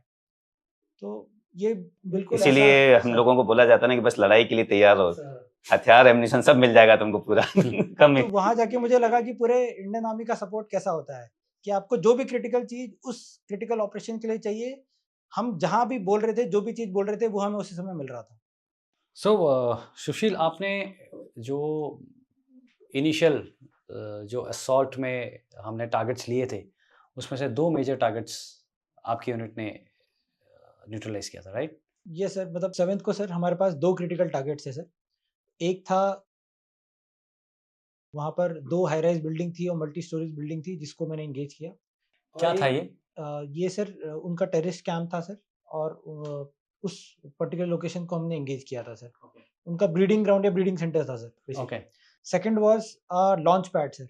ये था, ये एक जंगल वाले एरिया के अंदर था सर। तो जो सेकंड मेरा critical target 3 sets of building थी, तो उसको भी हमने उस समय एंगेज किया था सर। ओह, वेरी इंटरेस्टिंग। तो लेट्स कम ऑन टू, इसके बाद आप फिर एंगेज आपने किया था अगले दिन। सर तो 7th को sir are main focus of entire frontage में जहाँ पे हमने अटैक किया उसका मेन फ्रंटेज था कि टेररिस्ट कैंप्स को टारगेट करना। तो ये हमने सक्सेसफुली उस रात को हो चुका था, लेकिन अगली रात से दुश्मन का भी काउंटर बम्बार्डमेंट आना शुरू हो गया। तो इसके बाद फिर कोई डिस्टिंक्शन रही नहीं, फिर ये नहीं रहा कि सिर्फ टेररिस्ट कैंप टारगेट करने हैं। तो उसके बाद कई जगह पर कई लोकेशन है, नॉर्मली जो मिलिट्री इंस्टॉलेशन थे वो भी टारगेट हुए। तो उसमें भी एक दूसरा एक कोई नया टारगेट था जो 9th की रात को भी मुझे मिला। तो इसका आदेश मुझे रात के मिडनाइट के आसपास मुझे मिला था और उसी के लिए मैंने मतलब पहले वाले टारगेट्स के लिए तो जो भी हमने 7th को एंगेज करे थे उसकी प्लानिंग हमें काफ़ी दिनों पहले से चल रही थी और उसका हमने बहुत ठीक तरह से एनालिसिस या स्टडी किया था। लेकिन इस वाले टारगेट का मुझे उसी रात को पता चला कि ये टारगेट भी है मेरा दूसरा जो नया हमें एंगेज करना है। तो इसकी स्टडी मैंने नहीं करी थी, लेकिन मैंने आपको जो बताया एक स्पेशलाइज्ड यूनिट आई थी हमारे पास, तो उन लोगों ने उस टारगेट की ठीक तरह से मतलब और अभी हमने इफेक्ट देख लिया था कि उन्होंने जो ठीक तरह से टारगेट कोऑर्डिनेट्स निकाले थे, तो आपने सोशल मीडिया में देख लिया था कि उसका इफेक्ट बिल्कुल अच्छी तरह से आया था। तो मुझे उनके कोऑर्डिनेट से पूरा भरोसा था। तो मैंने फिर उस कोऑर्डिनेट्स को लेकर 9th की रात को भी एक और टारगेट था जो एंगेज किया था, जो मिलिट्री टारगेट था उसको भी मैंने एक 9th की रात को भी एंगेज किया था। तो इसके लिए प्रिपरेशंस तो पहले से हमने कर रखी थी, तो प्रिपरेशंस करने की ज़रूरत नहीं थी, बस नंबर ऑफ गन्स कम लेके जानी पड़ी इस बार में, क्योंकि ये सिर्फ सिंगल टारगेट था। पिछले बार वाले में टारगेट्स ज़्यादा थे, लोकेशन ज़्यादा थी, तो उसमें हम पूरी बैटरी लेके गए थे। इस वाले में हमारे पास सिर्फ एक ही टारगेट था, तो लिमिटेड नंबर ऑफ गन्स गई थी हमारे साथ और लिमिटेड नंबर ऑफ लोग गए थे। तो उसमें लीड मैं कर रहा था, बाकी हमारे साथ जितने सारे डेड थे वो सब थे। अच्छा, एक चीज़ मैं और ऐड करना चाहूँगा रिगार्डिंग दैट ऑपरेशन इटसेल्फ, कि जैसे हर एक चीज़ को सिस्टम करने के लिए आपकी डिफरेंट पार्टीज होती हैं, तो इसी तरह मैंने भी अपनी यूनिट को डिफरेंट पार्टीज में तोड़ रखा था। तो एक party just dedicated for firing थी, एक पार्टी थी जो जस्ट फॉर लोकल प्रोटेक्शन के लिए थी हमारी, एक पार्टी थी जो सिर्फ टेक्निकल कंप्यूटेशन जो आपको जो गन डाटा में जो लगाना है सिर्फ उसी के लिए थी, और एक पार्टी स्पेशलिस्ट थी जस्ट फॉर एम्युनिशन चेकिंग। तो ये अलग अलग पार्टीज थी जो हमारे साथ इन्वॉल्व थी, और दोनों पार्ट में जो आप 7th की नाइट भी बोल लीजिए, आप 9th की नाइट भी बोल लीजिए, ये दोनों पार्टी डिस्टिंक्ट थी और अपना अपना काम कर रही थी और बिल्कुल प्रोफिशिएंट तरीके से कर रही थी, जिससे आपका मतलब रिजल्ट भी आ पाया। तो जो 9th को आपने टारगेट डिस्ट्रॉय किया, तो वो मिलिट्री टारगेट क्या था? वो एक था, तो एक सिंगल शेडी बिल्डिंग थी, तो उस पे हमें जो भी हमारा प्रिसीजन एम्युनिशन जो हमने यूज़ किया वो उस बिल्डिंग के ऊपर भी यूज़ करा, और आई थिंक जो टारगेट इफेक्टिवनेस है वो पूरा टारगेट डिस्ट्रॉय हो गया। इस पूरे ऑपरेशन सिंदूर में आपने पर्सनली क्या लर्निंग्स रहे हैं आपके? बिकॉज बहुत कम लोगों को जंग मिलता है, नसीब होता है, और आप इसमें एकदम फ्रंट में थे, active role, and you have been awarded Vir Chakra also. So what are your learnings? If you talk about the learning sir, तो आई बिलीव दैट मतलब this Vir Chakra is not for me sir. सिर्फ मेरे लिए नहीं है, मेरी पूरी यूनिट के लिए है, क्योंकि it was contribution of entire, सभी लोगों का कुछ ना कुछ कंट्रीब्यूशन था, हर लोग अपना पार्ट कर रहे थे. तो मेरा लेसन लर्न में यही आया है सर कि अगर हर लोग अपना पार्ट ठीक तरह से डेडिकेशन की तरीके से करेंगे तो आपको फिर दोबारा सोचने की ज़रूरत नहीं है. मतलब मैं बैठकर खाली एक बार आदेश दे रहा था और वो आदेश इम्प्लीमेंट हो रहा था. बंदों में जोश भी इतना था और अपने इतने ज़्यादा मोटिवेटेड भी थे, क्योंकि उन्हें पता था कि ये एक नेशनल कॉज के लिए काम हो रहा है. तो वो लोग अपना काम बिल्कुल ठीक तरह से बखूबी तरीके से कर रहे थे, जिसकी वजह से हमें अच्छा सा पूरा आउटकम भी अच्छा मिला है. मैं कहूँगा सुशील, शायद ऊपर जो हेडक्वार्टर्स में लोग थे उनको भी आपकी यूनिट की काबिलियत का पता था, और आपकी यूनिट स्पेशल इस तरह की यूनिट है, वो काफ़ी प्रैक्टिस में थी. आप लोगों ने इतनी तैयारी करी हुई थी. अदरवाइज ऐसा नहीं होता कि बिना तैयारी करे आप जंग में चले जाएं और इतना अच्छा रिजल्ट हासिल कर सकें. तो शायद उन सभी जवानों की, ऑफिसर्स की और आपकी सबकी वो तैयारी थी जो कई सालों की रही होगी. तो आपने कहा ना 33 साल, और वो तो वहाँ पे वो तैयारी थी जो हम लोग पीस में एक्सरसाइज करते हैं और ट्रेनिंग करते हैं, कि उसकी जब लड़ने का वक्त आया तो हर जवान ने और हर मशीन ने अपना वही काम करके दिखाया जो एक्सपेक्टेड है ना, और सबके सामने, आज देश के सामने है वो चीज़ें. आपको कुछ ऐसा लगा कि जब ट्रेनिंग एक्सरसाइज होती थी तब थोड़ी चीज़ें अलग थीं, और जब ये वाली, बिकॉज आपने एक जगह बताया कि आपने सभी जवानों को बताया कि कमांडर साहब आने वाले हैं और बिल्कुल एकदम सही उसी तरह से काम होगा, तो क्या सच में ट्रेनिंग में और इसमें कुछ अंतर दिखा? सर, जब भी आप ट्रेनिंग करते हैं तो किसी एक मकसद से करते हैं, तो आपको पता है कि उस ट्रेनिंग का आपको फल लड़ाई के दौरान ही मिलेगा. तो लेकिन क्या हो गया, ट्रेनिंग में आप गलतियां कर सकते हैं, आपके पास गलतियों की गुंजाइश है, आपके पास स्कोप है कि अगर आप ये वाली ट्रेनिंग ठीक तरह से नहीं कर पाए तो कम से कम ठीक है, सीओ साहब लेवल तक ही बात खत्म हो जाएगी, ज़्यादा कहीं आगे जाएगी नहीं. लेकिन ये वाला तो अब दी चेन, जितने लोग थे सीनियर मोस्ट, जितने लोग हैं सब लोग देख रहे थे, तो इसमें कोई गलती की गुंजाइश नहीं थी. और ये बिल्कुल ऑपरेशनल फायर था, स्ट्रेटेजिक फायर था, नेशनल एम के लिए फायर था, तो इसमें कोई गलती की गुंजाइश नहीं थी सर. तो सभी जवानों ने शायद और बिल्कुल थोड़ा सा सर, ट्रेनिंग से भी और भर के वो रखा होगा कि ट्रेनिंग से कोई आगे गलती बढ़ के है सर, ना. हाँ, ट्रेनिंग से आगे बढ़ के उन्होंने जितना हो सकता था उस तरीके से अपना काम किया सर. और आई एम रियली प्राउड कि मैं इस यूनिट को कमांड कर रहा हूँ सर. मैं कहूँगा कि पूरे देश को गर्व है सर, कि इस तरह की यूनिट हमारे पास है, और जिसने जब जरूरत पड़ी तो वो करके दिखाया. Thank you sir, thank you so much sir. Sushil, एक बार थोड़ा सा अगेन मैं बार बार फ्लैशबैक में चले जाता हूँ. फ्लैशबैक करके आपकी शुरुआत कैसे हुई फौज में, उसके बारे में सुनते हैं. सर, फौज में मतलब मेरे जो पेरेंट्स हैं, कोई भी डिफेंस बैकग्राउंड से रहा नहीं है सर. फादर एक ऑप्थेल्मोलॉजिस्ट हैं, डॉक्टर हैं, मदर टीचर बैकग्राउंड से रहे हैं, तो मेरा डिफेंस में डायरेक्टली कोई इन्वॉल्वमेंट नहीं रहा है सर. लेकिन फिर भी धीरे धीरे करके इंक्लिनेशन फौज की तरफ से बढ़ता रहा. तो एक समय ऐसा आ गया सर कि मैं 12th का एग्ज़ाम दे रहा था, लेकिन उससे पहले मेरा 12th का एक तो एनडीए का रिटर्न क्लियर था. दिसंबर और जनवरी फर्स्ट वीक में मैंने एसएसबी क्लियर कर लिया था. तो मेरे 12th एग्ज़ाम देने से पहले, बोर्ड एग्ज़ाम नॉर्मली होते थे, बोर्ड से पहले इधर बोर्ड से चक्कर काटते पहले थे. बोर्ड से पहले मैं सेलेक्ट हो चुका था सर एनडीए में. बस मेरिट लिस्ट आने का वेट था, बाकी मैं सेलेक्टेड था सर. तो मेरा इंक्लिनेशन धीरे धीरे करके होता रहा सर डिफेंस की तरफ, और आई गॉट मतलब it inspired me. So yes sir. किस्मत को आपको यहाँ तक लेकर आना था. आपकी छाती पर ये वीर चक्र होना था. Sir, the training academies, the pre-commissioned academies, NDIMA sir, जैसे बोला जाता है ना सर कि they train boys into men sir. तो it was kind of a training of me also to become a part of the system sir. तो उन्होंने मुझे भी ऐसे बनाया कि मैं एक काबिल सोल्जर बन सकूं सर. आर्टिलरी कैसे हुआ? अगर आपको आज के किसी एनडीए कैडेट या आईएमए कैडेट को इंस्पायर करना है आर्टिलरी के लिए, आप ऑलरेडी शुरुआत में कुछ तो बोल चुके हैं, पर अगर इस नज़रिए से किसी को कुछ बोलना है तो आप क्या बोलोगे? सर, आर्टिलरी एक बेहतरीन आर्म है सर, जो अभी मॉडर्नाइजेशन के फेज से गुजर रही है. धीरे धीरे करके इसमें नए इक्विपमेंट्स आ रहे हैं, नई टेक्नोलॉजी आ रही है. उसके साथ साथ आर्टिलरी लड़ाई के साथ साथ टेक्नोलॉजी के बारे में भी सोचता है. तो इसलिए सर मेरा इंक्लिनेशन थोड़ा आर्टिलरी की तरफ रहा इनिशियल डेज से भी सर. मेरे चॉइस में आर्टिलरी भी मैंने चॉइस में दिया हुआ था, और मैं फॉर्चुनेट कि I got commission into artillery sir.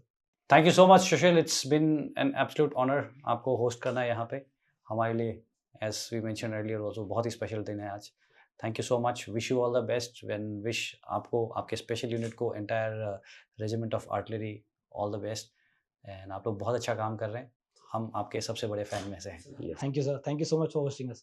Thank you Sushil and Jai Hind. Thank you sir, Jai thank you so much. Jai Hind. Jai Sushil. Jai Hind and welcome back to Monks and Warriors. आज हम आपको मिलवा रहे हैं एक ऐसे योद्धा से जिन्होंने लाइन ऑफ कंट्रोल पर ऑपरेशन सिंदूर के दौरान अपनी हिम्मत, ट्रेनिंग और लीडरशिप को असली जंग के मैदान में साबित किया। ऑपरेशन सिंदूर एक फोकस्ड, हाई रिस्क और मिशन ओरिएंटेड मिलिट्री ऑपरेशन था, जिसका सीधा उद्देश्य लाइन ऑफ कंट्रोल के उस पार मौजूद टेररिस्ट कैंप्स और लॉन्च पैड्स को न्यूट्रलाइज करना था, ताकि भारत के अंदर होने वाले टेररिस्ट अटैक्स को उनके सोर्स पर ही रोका जा सके या खत्म किया जा सके, और पाकिस्तान को एक क्लियर अनएम्बिगुअस स्ट्रेटेजिक मैसेज दिया जा सके। यह operation meticulous planning, real time intelligence और पिन पॉइंट प्रिसीजन के साथ कंडक्ट किया गया, जहां हर डिसीजन सेकंड्स में लेना पड़ता था। सबसे बड़ी बात, भारी फायरिंग और हाई प्रेशर कॉम्बैट एनवायरनमेंट के बावजूद सिविलियंस की सुरक्षा को हाईएस्ट प्रायोरिटी पर रखा गया, जो भारत सरकार और भारतीय सेना के प्रोफेशनल ईथोस और मोरल स्ट्रेंथ को दर्शाता है। और हमारे आज के मेहमान हैं हवलदार दिनेश लागरिया, सेना मॉडल, ग्रेनेडियर रेजिमेंट के एक वीर सैनिक। गुजरात के एक छोटे से गांव से निकलकर सेना मॉडल तक का सफर तय करने वाले फौजी। ये अपने गांव के एक अकेले फौजी हैं। उनसे पहले उस गांव में किसी ने फौज ज्वाइन नहीं करी थी, बट आज उन्होंने अपने गांव के लिए एक इतिहास रच दिया है, एक मिसाल बना दिया है। एक एटीजीएम डिटैचमेंट कमांडर के रूप में भारी आर्टिलरी और स्मॉल आर्म्स फायर के बीच उन्होंने दुश्मन के लॉन्च पैड्स को निशाना बनाकर तबाह करने में निर्णायक भूमिका निभाई। इस कन्वर्सेशन में आप सुनेंगे front line combat planning, ATGM engagement की precision, team coordination under fire, और कैसे भारतीय सेना हर हालत में सिविलियंस की सुरक्षा को अपनी जिम्मेदारी मानती है, भले ही सामने से दुश्मन का स्मॉल आर्म फायर आ रहा हो या आर्टिलरी सेलिंग चल रही हो। So let's come and join हवलदार दिनेश लागरिया, सेना मॉडल। जय हिंद और स्वागत करते हैं आपका मॉन्क्स एंड वॉरियर्स चैनल पे।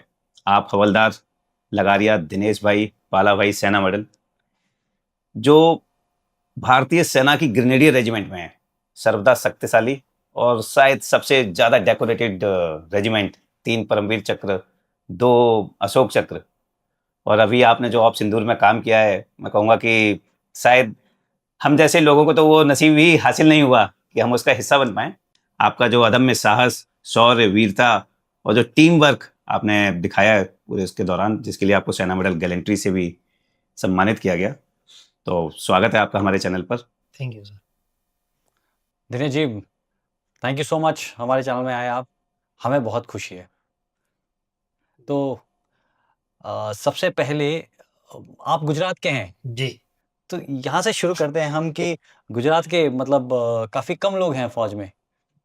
अगर मैं बात करूं स्टार्टिंग से, तो मैं भर्ती सितंबर 2010 में हुआ था। तो गुजरात में जब मैं भर्ती हुआ था, आज की डेट में मेरे गांव में मैं एक ही फौजी हूँ, लेकिन गांव छोटा है, लेकिन मेरे 15 साल सर्विस के बाद और मेरे जो सर्विस के दौरान जो मेरी सर्विस का एक्सपीरियंस घर वालों को, परिवार वालों को, गांव वालों को जो पता चला, वो उन लोगों ने सुन के देखकर आज हर कोई लाइन लग जाता है। कहीं भर्ती हो जाती है तो काफी मतलब लाइनों में लग जाते हैं, नंबर नहीं पढ़ने देते, तो इतना इफेक्ट पड़ा है सब, है ना। और उसमें भी खासकर ऑपरेशन सिंदूर के दौरान जब सुना गांव वालों ने, बहुत ही अच्छा, मैं अपने आप को भी गर्व महसूस करता हूँ और पूरे आपके गांव को भी गर्व होगा। गांव को भी गर्व है। तो फौज के ब्रांड एम्बेसडर हैं आप। बिल्कुल। क्योंकि इससे पहले अगर मैं पहले की कहानी बताऊं तो मतलब जिस तरीके से वैसे फौज में भी, सिविल में जिस तरीके से पढ़ाई करते हैं, फौज में भी ऐसे ही पढ़ाई की जाती है और कोर्स वगैरह करवाए जाते हैं। तो मैंने बीच में एक बार गांव में बताया था, जैसे क्लासमेट वगैरह, मैंने फौज में आने के बाद एक कोर्स एटीजीएम कोर्स किया, जो मैंने second best student delta grading लेकर रहा हूँ। क्या बात करते हैं। ओ तेरी, डेल्टा ग्रेडिंग में सबको मतलब बताना चाहूँगा, डेल्टा ग्रेडिंग जो अच्छी ग्रेडिंग है वो अल्फा है, फिर ब्रावो है, फिर चार्ली है, और डेल्टा उनको दिया जाता है जो एक्सेप्शनली अच्छे होते हैं। AXI ग्रेडिंग, जी, उनके ऊपर डेल्टा ग्रेडिंग। एकदम या, डिस्टिंक्शन है वो। और हर कोर्स में मिलती भी नहीं है। जी, और मैं इसीलिए बता रहा हूँ क्योंकि AXI अलग होता है, ये थोड़ा सा अल्फा ग्रेडिंग तो पढ़ाई लिखाई में हो गया, और एक्स होता है जब आपकी हैंडलिंग किसी भी इक्विपमेंट की जी, अच्छी है, ग्राउंड्स। और इंस्ट्रक्टर ग्रेडिंग उनमें से कुछ लोगों को सिलेक्ट करके दिया जाता है। जी। तो आप अगर पढ़ाई में अच्छे हैं तो अल्फा मिलेगा, आप हैंडलिंग में भी अच्छे हैं तो आपको अल्फा X एक्स मिलेगा, उनमें से आप अगर सिलेक्टेड हैं तो आपको इंस्ट्रक्टर ग्रेडिंग मिला जाएगा, और एकदम अगर टॉप हैं आपके जैसे तो आपको शायद डेल्टा मिलेगा। तो बात करने का मतलब शेयर करने का ये था, मतलब कि उस टाइम एक बार वो तो सुना ही था गांव वालों ने, आज फिर दोबारा ये सुना है, तो बहुत ही अपने आप को गर्व महसूस कर रहा हूँ, और खासकर यूनिट और देश का सैनिक होने के नाते। आप फिर रेजिमेंट के बारे में बताइए थोड़ा सा, इतनी पुरानी रेजिमेंट है, बहुत नाम है। जी, आज सबसे पहले तो मैं ग्रेनेडियर रेजिमेंट 12 ग्रेनेडियर से हूँ, मेरी यूनिट 12 ग्रेनेडियर से। जब ग्रेनेड आया फौज में, तब से ही मतलब ग्रेनेडियर रेजिमेंट का नाम ग्रेनेड के ऊपर से ही रखा गया है। जैसे हमारे में बताया, जैसे टोपी के ऊपर से लगाया जाता है कि फटते हुए ग्रेनेड में से दौड़ता हुआ घोड़ा, है ना। तो बहादुर थे, और ग्रेनेड थ्रो वगैरह करना, दुश्मनों को मारना, बर्बाद करना, ये बहुत ही अहमियत और रखा जाता था।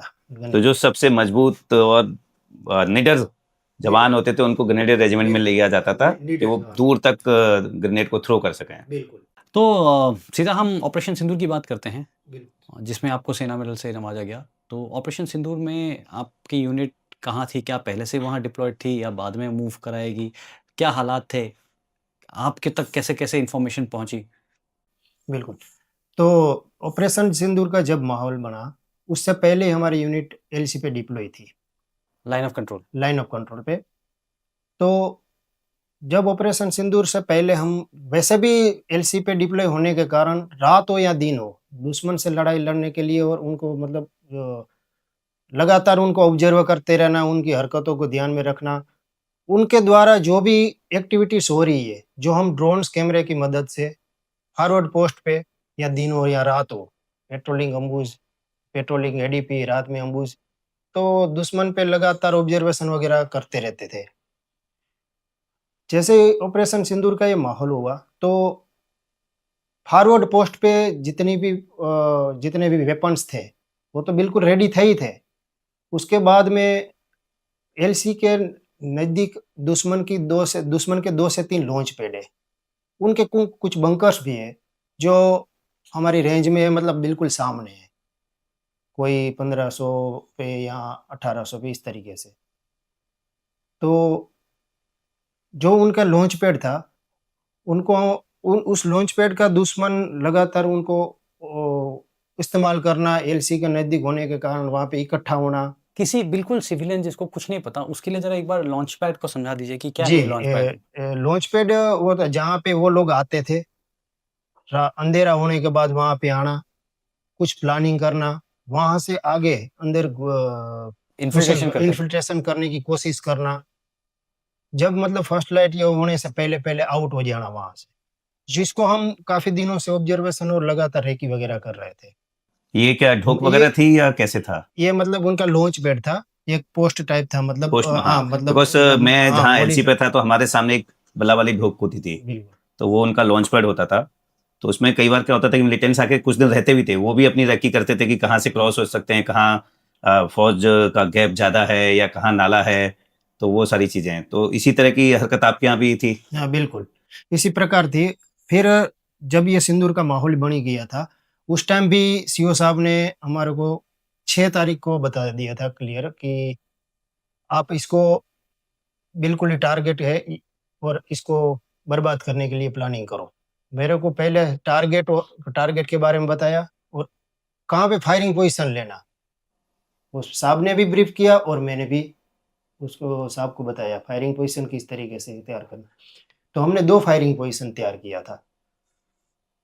जो पहले वाली जो फायरिंग पोजीशन थी, उससे पहले आप क्या कर रहे थे वहाँ पे? आप ATGM में थे?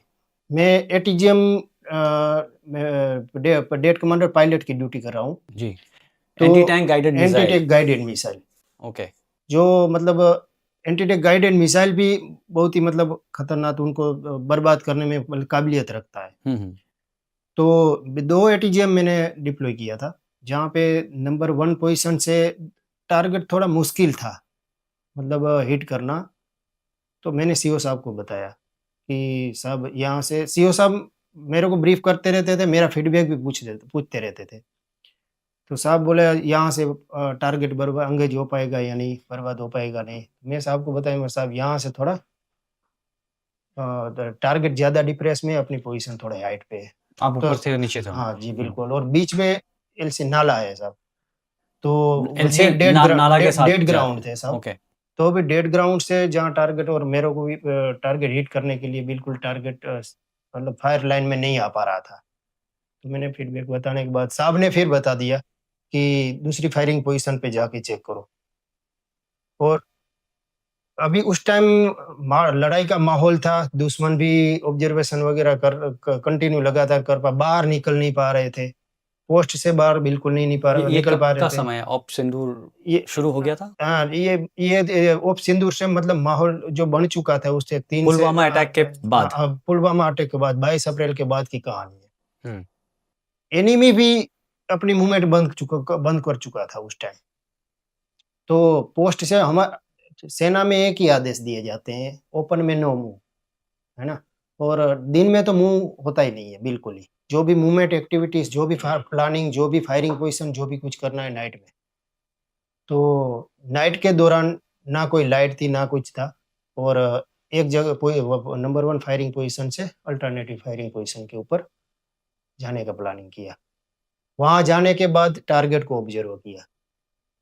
उसके बाद की सिचुएशन, टारगेट तो वहां पर भी था डिप्रेशन में। ये जो आप एक जगह से दूसरी जगह जा रहे हैं, तो वहां तो माइन फील्ड्स हैं। माइन फील्ड्स, बिल्कुल माइन फील्ड्स। अभी रात्रि के दौरान एज हमारे को तो पता है माइन फील्ड्स कहाँ का है। हाँ, बट ये मतलब मैं जब एलसी में था तो वो तो 47-48 के माइंस अभी भी बिछे हुए हैं, तो वहाँ कुछ जगह उसके लिए सेना में पहले से ही मतलब पूरी प्लानिंग कर दिया जाता है कि जहाँ इन्फेंट्री सेफ लाइन है, उस इन्फेंट्री सेफ लाइन को भी किस तरीके से सिक्योर किया जाए, जहाँ से अपनी सेना को कोई नुकसान ना हो, क्योंकि आप रात में चल रहे हैं उसके अंदर से। बिल्कुल, जो हमारे को पता है जी। बट ये जो इन्फेंट्री सेफ लाइन है, ये तो पोस्टों से पोस्ट के बीच में है, बट आपका जैसे कि फायरिंग पोजीशन है वो तो कहीं भी हो सकता है। बिल्कुल, हमने फायरिंग पोजीशन उस जगह पे ही चुना था जहाँ से मेरे को म्यूचुअल सपोर्ट भी मिल सके, मैं सेफ भी रहूं, मेरी टीम भी सेफ रहे।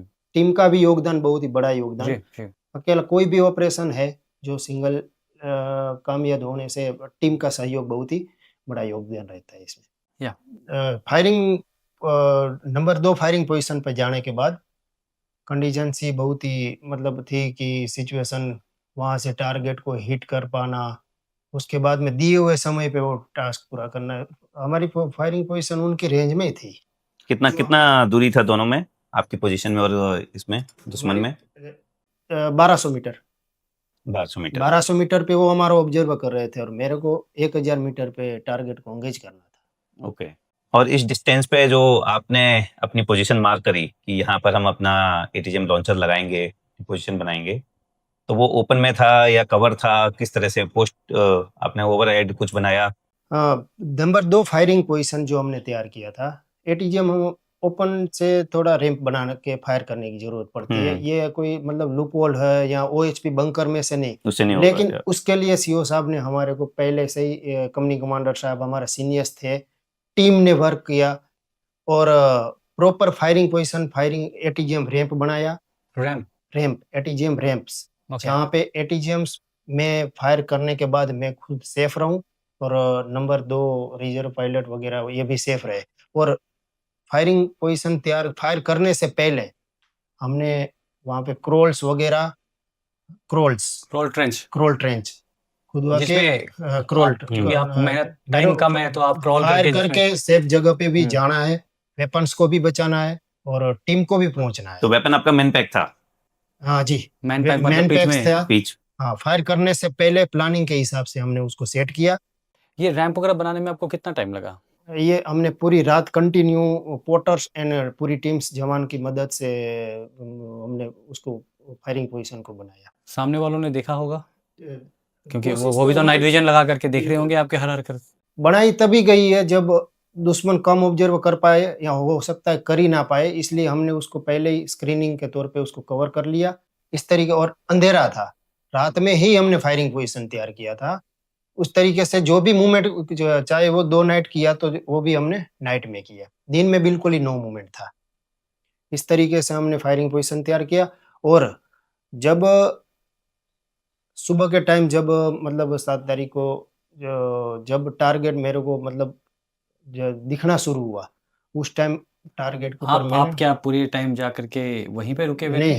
हम वेपन पूरा सेट करने के बाद हम ओएचपी बंकर में चले जाते थे।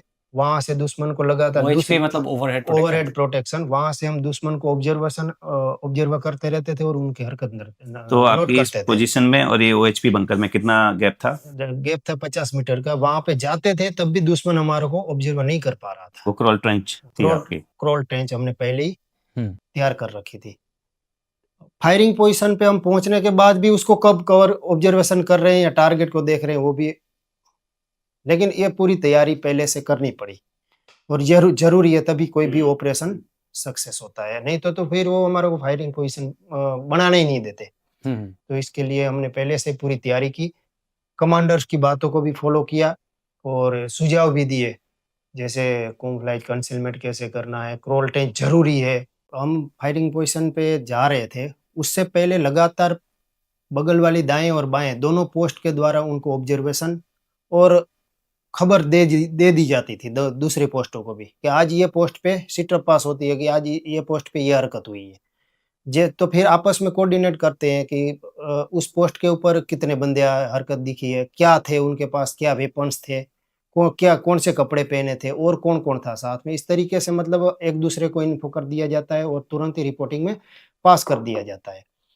तो लगातार हम उस पोस्ट को, लॉन्च पैड को हम ऑब्जर्वेशन कर रहे थे। उस टाइम मतलब कभी कभी ऐसा भी होता था कि जैसे वो सिविल ड्रेस में आए, एलसी के नाले के नज़दीक आना और उनमें से हमारी फोटो खींचने की कोशिश कर लेना, जैसे मोबाइल वगैरह।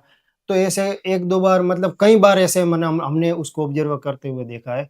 फिर वो अपनी पोस्ट पर साइड में मूव हो जाना, है ना, तो फिर काफी दिन बाद में वापस उसी जगह पे आना। इस तरीके से एक्टिविटी हमने कई बार नोट किया। जो बंदे वहां से निकलने के बाद जो इनका जो बाकी बंकर्स थे उस साइड जाते हुए देखे, जिसको हमने नोट किया।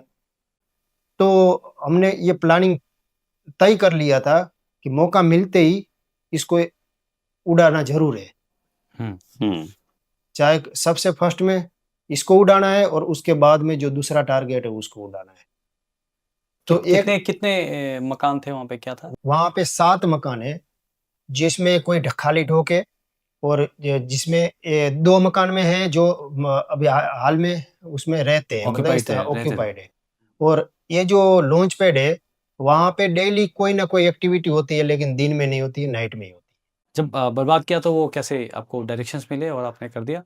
मैं दूसरी पोस्ट पे डिप्लॉय था, तो सीओ साहब ने मेरे को सर्वेलेंस सेंटर में बुलाया कि लगारिया को बुलाओ और उसके बारे में बात करनी है, मतलब उसको टास्क देना है।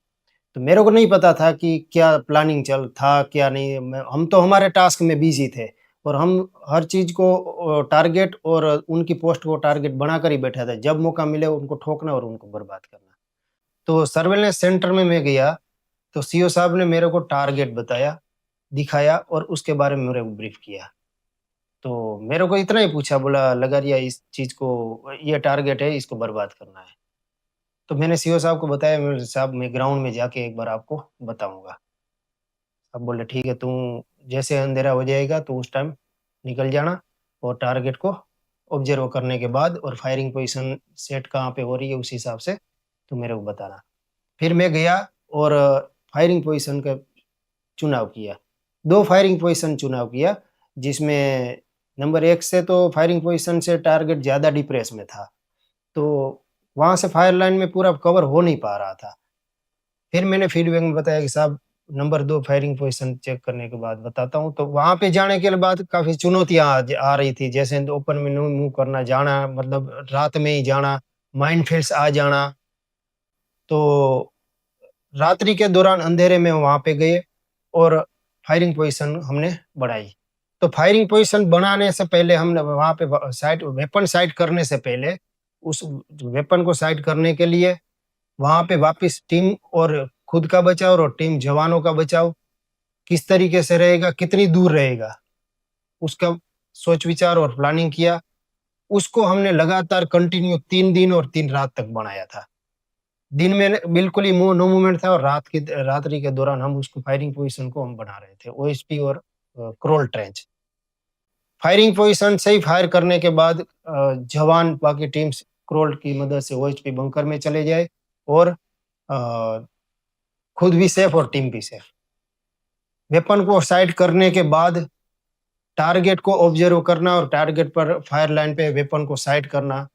वेपन साइड करने के बाद टारगेट को देखा और जैसे मेरे को टारगेट दिखा तो उस टाइम मैंने बिल्कुल फिक्स लाइन पे मतलब शिस्त मिला के अगले आदेश का इंतजार किया। जब जैसे ही आदेश मिला तो मैंने आपको पता था उस दिन आदेश मिलेगा? नहीं, पता नहीं था मेरे को, सिर्फ इतना ही बताया था तू बिल्कुल रेडी हालत में रहेगा, जब आदेश मिलेगा उस टाइम बिल्कुल ही फायर होगा लास्ट और टारगेट बर्बाद होगा।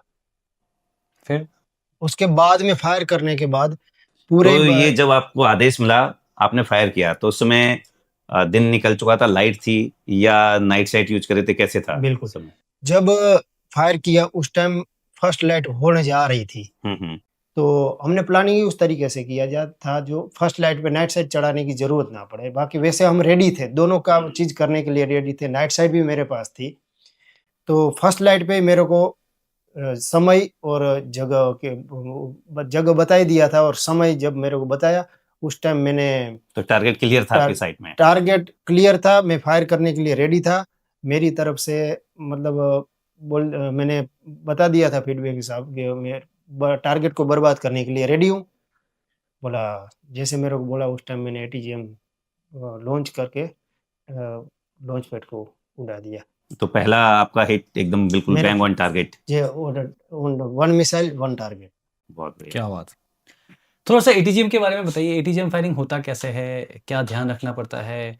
जैसे स्नाइपर है, आपका वाला कम स्नाइपर से कम नहीं मानूंगा मैं, और आपका जबकि राउंड बहुत ज़्यादा महंगा है, आप एक मिसाइल मार रहे हैं और कुछ चैलेंजेस होते हैं उसके कि आप कैसे उसको प्लेस करेंगे, कैसे आप उसको फायर करेंगे। फायर करने के बाद भी कई टाइम तक आपको अलाइनमेंट करके रखना होता है, बड़ा टेक्निकल चीज़ है। मतलब ऐसे ही नहीं कि किसी को मैं दे सकता हूँ ये, अगर लगारिया जी को दिया है तो सीओ साहब का काफ़ी भरोसा रहा होगा कि ये काम आपसे बेहतर कोई नहीं कर सकता है। बिल्कुल। एटीजीएम एक एंटी-टेक गाइडेड मिसाइल है।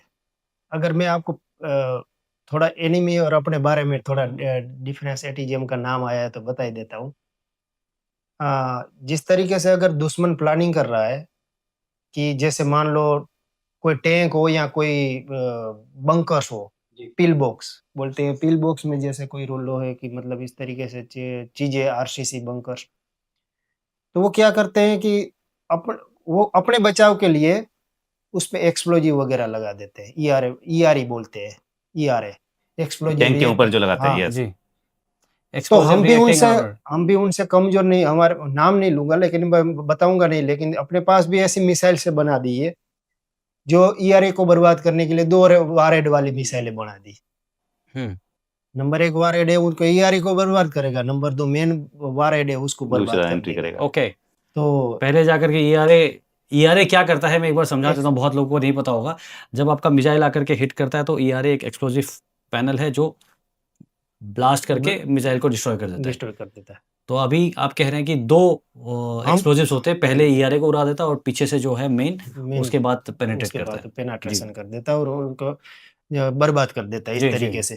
तो एटीजीएम में 3 मतलब जवान काम करते हैं और तीनों नंबर्स की मतलब जो पायलट होता है वो टारगेट को चुनता, फिक्स लाइन मतलब शिस्त लेता है और टारगेट को बर्बाद करता है।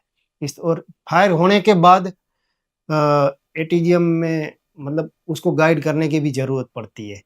तो कितने देर तक? जब तक टारगेट उसकी रेंज के हिसाब से जब तक मिसाइल से वो टारगेट तक नहीं पहुंच जाएगी तब तक पायलट जो है उस मिसाइल्स और लॉन्चर को, दोनों अलग अलग रहते हैं एटीजीएम लॉन्चर्स और मिसाइल्स को जब लॉन्चर पे चढ़ा देंगे तभी वो एक वेपन सिस्टम बन जाएगा। तो जब वो फायर कर लॉन्च करेगा तो मिसाइल टारगेट को हिट करेगा, तब तक वो देखता भी रहेगा, ट्रैक भी करता रहेगा और मिला के रखेगा। मतलब आपको फायर करने के बाद उसको मिला करके रखना होता है। मिला करके रखना होता है, टारगेट जब हिट तक करने तक। टारगेट बर्बाद नहीं हो गए तब तक वो फायरिंग पोजीशन भी नहीं मतलब छोड़ सकता। और अपनी अगर मूविंग टारगेट है तब भी उसको ट्रैक साथ साथ में करता ही रहेगा। एटीजीएम का ये बहुत ही मतलब जी, ये wire guided missile wire guided missile है। वायर गाइडेड मिसाइल वो होते हैं जिसमें मिसाइल निकल जाता है और पीछे से एक वायर होती है जिसके थ्रू उसको कमांड मिलता रहता या है कि दाहिने बाएं थोड़ा बाएं, बिल्कुल और बिल्कुल वही पायलट जो आप कह रहे हैं वो मिला करके रखता है उसको अलाइन करके। बिल्कुल वायर के जरिए सिग्नल जाता है और आता है। मिसाइल को अपने आप पता चल जाता है कि मेरे को किस लाइन पे जाना है, मुझे कहाँ ले जाना चाहता है पायलट, उस हिसाब से वो यहाँ से डायरेक्शन देगा, पहले देखेगा और उस हिसाब से वो डायरेक्शन देता रहेगा। फिर आपके तहस नहस करने के बाद कैसे रिस्पॉन्ड किया उन्होंने? मैंने जैसे ही टारगेट को बर्बाद किया उसके बाद हमारी फायरिंग पोजीशन और मैं जो हमारे पास में जो दूसरी पोस्ट थी उसके ऊपर लगातार फायर शुरू हो चुका था। ऊपर से आरटी का सीलिंग भी शुरू हो चुका था सुबह सुबह अर्ली मॉर्निंग। और उनके जो वेपन्स सपोर्ट वेपन्स जो लगे हुए थे, उनके आरपीजी, उनके राउंड भी हमारे मतलब जैसे बुलेट प्रूफ ग्लास बीपीजे ग्लास के ऊपर लगे थे। और सारे जवान और पोस्ट पे जितने थे वो सारे अपने ओएचपी के अंदर थे। ओएचपी ओवरहेड प्रोटेक्शन जी, और जो आपने अपने पहले भी जिक्र किया। अपने अपने सपोर्ट वेपन पे डिप्लॉय थे। सभी जवान रेडी टू फायर के लिए तैयार थे। जैसे आदेश मिला उनकी तरफ से मैंने फायर किया, उनकी तरफ से फायर आना शुरू हो गया। उसके बाद में सभी पोस्ट ने एक साथ कोऑर्डिनेट करके उनके ऊपर फायर डालने के लिए शुरू कर दिया सर, और उनको दबोचा। उसको समझ में नहीं आया कि ये हो क्या रहा है। एक साथ इतना फायर डालने के बाद मतलब हमने उनके ऊपर इतना फायर डाला कि उनको समझ में नहीं आया कि ये हो क्या रहा है और कहाँ से फायर आ रहा है, ये करना क्या चाह रहे हैं। उस तरीके से मतलब वो एक पजल हो गए थे और लगातार उनको दबाया गया। दबा करके तो 7 तारीख से लेके कब तक आपने ये फायर रखा कंटिन्यू? ये सीज फायर तक? सीज फायर तक। और उधर से भी फायर आ रहा था? उधर से भी फायर आ रहा था कंटिन्यू। शाम को मतलब दिन में बंद भी हो जाता था, शाम को अंधेरा होने के बाद लगातार शुरू हो फायर जाता। दोनों की तरफ से फायर शुरू हो जाता था। आरटी मोटर्स सभी का। आरटी और मोटर का फायर कैसे आपको पता चलता है कि आरटी का है फायर मोटर का है? एक तो आरटी का मोटर्स और दोनों की आवाज में डिफरेंस है, और उसके बाद में आरटी का फायर होगा वो दूर से आएगा तो उसकी आवाज थोड़ी अलग थलग आएगी। दूसरा एक मोटर का राउंड यहाँ पे गिरेगा और एक आरटी का गिरेगा, तो जो उसकी लेथालिटी है, उसका जो मारने डेंजर जोन एरिया है उसका वो ज्यादा ही बड़ा, मतलब पता ही चल जाएगा अपने आप, मतलब एक महसूस होगा कि ये आरटी का ही है राउंड। इस तरीके से फिर एक होता है दोनों राउंड को, एक होती छोटी चीज को हम हवा में फेंके, एक बड़ी चीज को फेंके। तो कभी कभार ऐसा होता है कि मतलब उसकी आवाज जैसे हवा की पंखड़ियां वगैरह है तो उनको मतलब आरटी वाला ज्यादा वो करता है, ये हवा को काटते हुए जाता है। इस तरीके से जब ये पूरा ऑप सिंदूर चल रहा था तो आप तो एटीजीएम पे थे, जो मोटर वाला था वो अपना मोटर फायर कर रहे थे, आरटी पीछे से अपना फायर कर रही होगी, बाकी जो यूनिट थी वो क्या कर रही थी? सभी यूनिट उस दौरान आपस में कोऑर्डिनेशन और कब किसके ऊपर कौन सा फायर डालना है, जैसे मतलब बटालियन लेवल पे पोस्ट टू पोस्ट मिलाप हमारे को पहले ही बता दिया जाता है प्लानिंग करके कि जो दाएं और बाएं वाली पोस्ट पे है कौन सा वेपन उनके ऊपर लगा है, कौन सा वेपन हमारे ऊपर लगा है। अगर फायर सपोर्ट की भी जरूरत पड़ेगी तो भी कोड वर्ड रखे गए थे कि ये इस वेपन का फायर चाहिए। तो आपस में पोस्ट कमांडर पोस्ट 2IC आपस में कोऑर्डिनेशन में थे और बिल्कुल ही मतलब एक तालमेल की लड़ाई थी, जो मतलब एक दूसरे की मतलब हेल्प करने के लिए नहीं सोचेंगे ये वो इनका एरिया वो है, इनका एरिया है वो, लेकिन ना, सभी एकजुट होके जहां पर भी अगर फायर डलवाना चाहे रेंज में है तो दाएं बाएं वाली पोस्ट हो या यूनिट हो एक दूसरे को ठोकने के लिए बिल्कुल तैयार थे और ऐसा ही किया, जो एक दूसरे से मिलजुल के हमने लड़ाई लड़ी। दूसरा इसमें बताया गया था कि पाकिस्तान ने बहुत सारा जो सिविल इलाका है उसके ऊपर भी फायर किया। पुंछ में हमने देखा भी कि वो गुरुद्वारे तक फायर आया। आपके इलाके में कुछ ऐसे गांव वगैरह रहे होंगे कि जिन पे फायर है, तो उस समय फौज ने उनकी किस तरह से मदद करी होगी?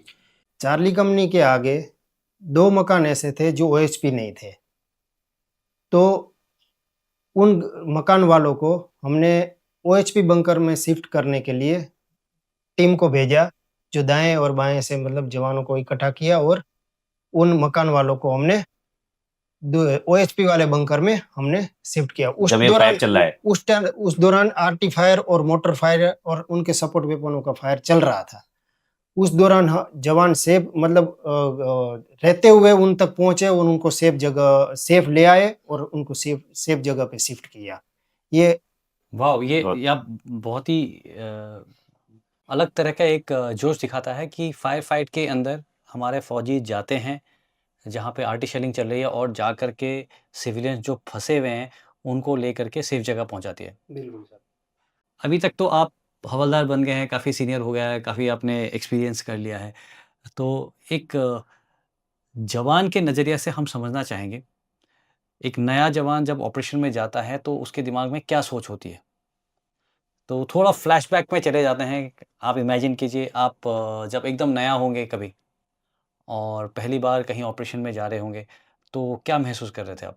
मैं आपको इस सवाल का इस तरीके से जवाब देना चाहता हूँ कि जब मैं यूनिट में नया-नया पोस्टिंग था गया, तब मेरी सर्विस 2 साल थी और मैं पोस्ट पे ड्यूटी पे था।